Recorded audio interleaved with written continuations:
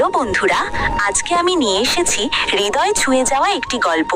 একটি ছোট্ট বাচ্চা সারা দিন না খেয়ে খুব ক্ষুধার্ত অবস্থায় রাস্তায় হাঁটছিল।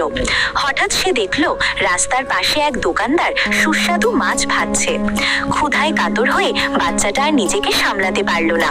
সে চুপি চুপি এগিয়ে গেল, একটা মাছ তুলে নিল আর দৌড়ে পালিয়ে গেল।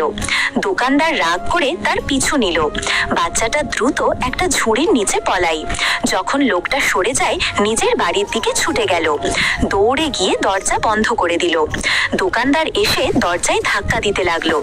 দরজা খুলতেই সে দেখলো ভেতরে এক অসহায় মা, কোলে তার ক্ষুধার্ত সন্তান। বাড়িতে কোনো খাবার নেই। এ দৃশ্য দেখে দোকানদারের মন নরম হয়ে গেল। সে কিছু না বলে ফিরে গেল বাজারে। অনেক খাবার কিনে নিয়ে এলো। তারপর সেগুলো মায়ের হাতে তুলে দিয়ে বলল, এই নিন, আজ থেকে আপনার সন্তানকে আর ক্ষুধার্ত থাকতে হবে না।